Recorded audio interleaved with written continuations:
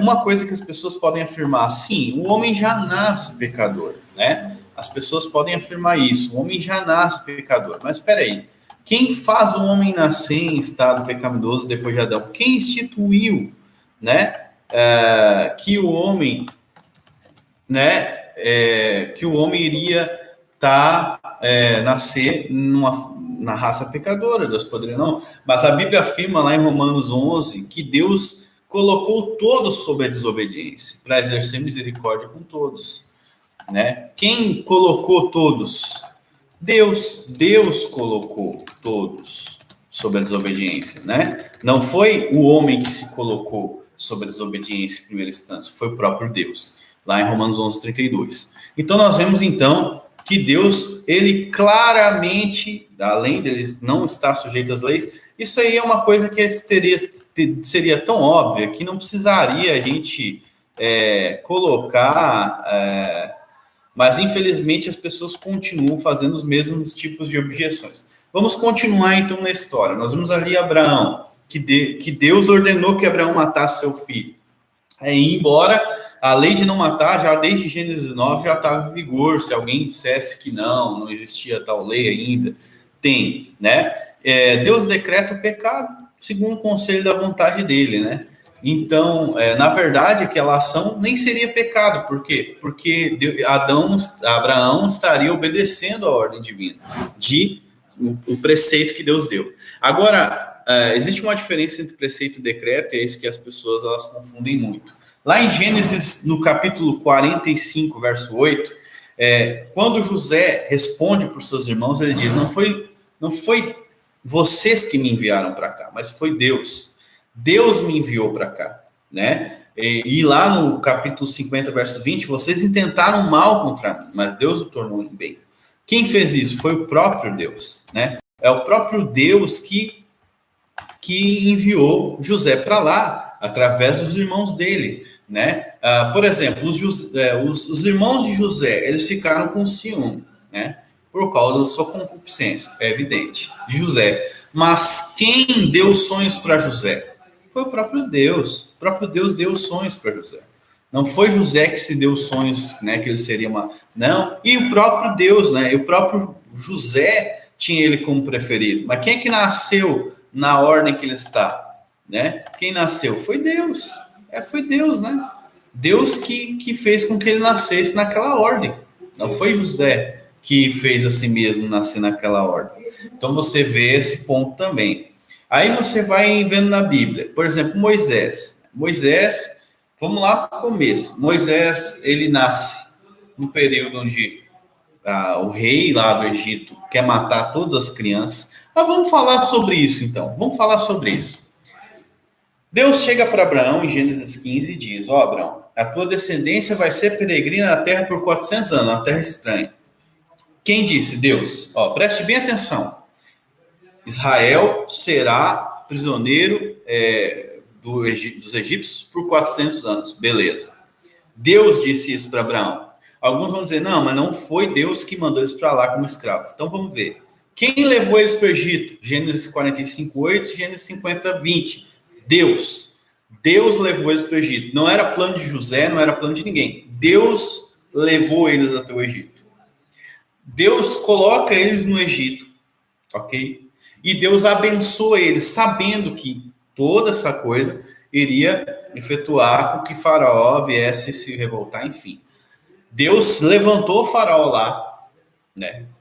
E Faraó vai matar todas as crianças do Egito. Preste bem atenção na história bíblica. Então, a mãe de Moisés vai lá e esconde Moisés. Vocês conhecem a história? Vocês conhecem a história? Esconde Moisés num cesto. Quem é que preservou Moisés no Nilo? Né? Quem fez isso? Né? Aí você vai lá. Moisés vai para onde? Para casa de Faraó. Quem fez isso? Deus. Ok. Durante isso, Moisés cresce. Moisés vai lá e mata aquele homem. Ok. Foge. Se Moisés tivesse ficado lá no palácio de Faraó, né? Que êxodo que teria? Mas vamos lá. Moisés vai lá para o Monte Sinai. Deus aparece para ele. E aí, num dos diálogos dele com o Senhor O Senhor diz para ele: quem é que fez o surdo? Quem fez o mudo? Quem fez o cego? Foi eu. Ah, mas a doença, tudo isso é resultado do pecado. Mas quem fez? Deus. Deus não coloca o pecado como o Criador. Ele mesmo que criou o cego, o surdo, enfim. Criou daquele jeito. Determinou que seriam cegos, que seriam assim. Então, aí já entra o mal circunstancial, o mal né? Enfim. Aí você tem isso. Aí Moisés volta para o Egito. Deus diz que vai endurecer o coração de Faraó. Lá, e aí você vê Deus falando isso. Você vê que Faraó endureceu o coração e tal. As pessoas querem botar que Faraó se auto-endureceu o coração. Mas vamos lá. Quando Deus chega quando Moisés chega para Faraó, lá no capítulo 9, que Faraó já levou várias pragas na cabeça dele, né? Já está bem. Deus chega e diz uma coisa para Faraó: olha, eu podia destruir tu e todo o teu povo agora, mas deveras, para isto te levantei, para em ti mostrar o meu poder. Ou seja, eu te levantei para isso. Ou seja, Deus tinha uma intenção ao levantar Faraó para ser Faraó. A intenção de Deus era que ele fosse quem era. Deus diz: para isto mesmo te levantei. A intenção divina está ali. Antes mesmo de Faraó endurecer, de Deus endurecer, esse papo que Faraó se auto-endureceu. Deus já tinha a intenção disso. Deus diz: para isto mesmo te levantei, para em ti mostrar o meu poder e o meu nome seja anunciado em toda a terra. Então você tem pai que falando, né? Quem deu para Faraó, quem fez Faraó ser Faraó, quem fez Faraó nascer na família de Faraó, quem Deus deu autoridade para ele, sabendo que a soberba precede a ruína, a altivez e espírito a queda, e tudo isso aí. Aí o Faraó toma as pragas. Aí, no capítulo 10, Deus chega para Moisés e diz: olha, Moisés, é o seguinte, eu vou endurecer, vai lá e fala com o Faraó, porque eu endureci o coração de Faraó e dos seus conselheiros, eu tenho feito isso, para que vocês contem, né, as maravilhas que eu fiz e como eu zombei dos egípcios. Deus fala isso. Como eu zombei dos egípcios, né? Ou seja, você vai contar para as gerações o que eu fiz. E hoje, até hoje, quando você escuta a história de Faraó, você lembra de um réprobo, que Deus zombou dele. E esse é o perfil do réprobo. Aquele que Deus não elege, que Deus prepara para o dia da destruição.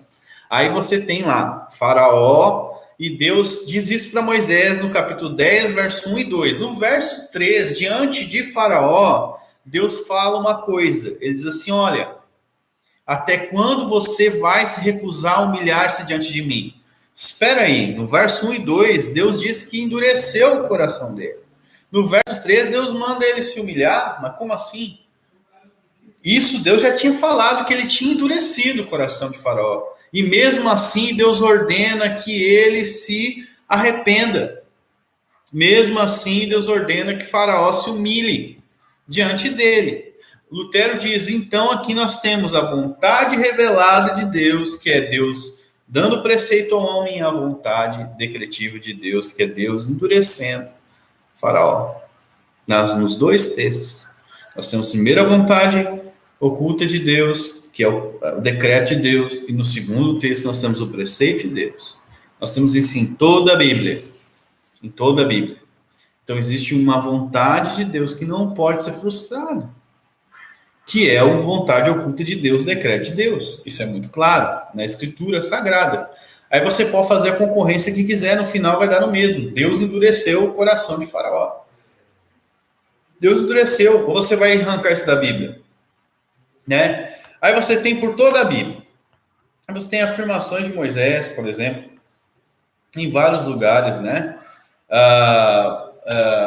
Quando você vê lá em Deuteronômio, por exemplo, Deus dando ordem, né, para invadir o Seom, né, e tal, e Deus endurece também o coração de Seom. Deus endurece o coração dos reis de Canaã. Josué também, Deus endurece o coração deles. Em Deuteronômio, no capítulo 13, diz que se o profeta ele vir e enganasse o povo, né, e fizesse um milagre, aquele acontecesse e tal, e aquele profeta pregasse uma heresia, era o próprio Deus que enviava esse profeta para provar o povo. Deus enviava. Você vai ver também em Ezequiel, no capítulo 14, verso 9, que Deus engana. Deus diz assim: eu, Senhor, enganei esse profeta, um falso profeta, e a minha mão será contra ele ainda. Deus faz isso, está escrito na Bíblia. Lá, quando Davi levanta o censo, em Crônicas é dito, e em Samuel é dito, cada relato, um é dito que o Senhor instigou Davi a fazer o censo. Outro é dito que foi Satanás, mas foi o Senhor. E agora? Você vai tirar isso da Bíblia? Então, você vê em Jó também, por exemplo, muitos dizem, Deus só permitiu aquilo que acontecesse com Jó. Não, não só permitiu. Deus decretou que aquilo acontecesse. Quando Satanás vai diante do Senhor para prestar contas do que fazia, o Senhor diz, você viu meu servo Jó? O diabo nem menciona o nome dele. Deus menciona. Deus coloca Jó em questão. Deus decretou tudo o que aconteceu com Jó, né? Então, e Jó reconhece que foi Deus que fez isso. Eu recebi o mal da parte de Deus. E Deus, quando responde a ele, lá no livro de Jó, Deus não diz que foi o diabo. Deus diz que Deus assume e diz, olha, quem é você para se erguer diante de mim? Né? Então você tem várias vezes na Bíblia isso, né? Você tem Apocalipse 17:17, por exemplo, Deus tem posto em seus corações que cumpram o seu intento, que deem poder à besta. Quem botou? Deus tem posto. Romanos 9, Deus endurece a quem quer e se compadece de quem quer. Então não adianta tentar fugir de um texto para outro. Deus decreta vários pecados na Bíblia. Deus vinha do Senhor que Sansão fosse até Tina lá se apaixonasse pela Filisteia. Não vinha do diabo, vinha do Senhor. Primeiro, o Senhor tinha um plano, né? Tudo isso. Quando, por exemplo, o conselho de Aitofel foi frustrado, foi o Senhor que frustrou o conselho. Então, você tem várias vezes na Bíblia. Isso é Deus agindo. Não meramente Deus como um zagueiro ali, vendo o que vai acontecer, que o homem vai decidir para resolver. Não, Deus decretando as coisas. É isso que a Escritura afirma, que Deus ele é soberano. Então, você tem isso de Gênesis a Apocalipse. Então, chega a ser absurdo, mas o cara tem que afirmar uma coisa que já é clara, evidente e óbvia, né? Um outro dia eu vou fazer um aparato mais completo, mais compilado sobre cada ponto desse. Você vai ver vários textos da Bíblia, claramente, onde Deus decreta todas as coisas, né? O Senhor está no céu e faz tudo o que lhe agrada.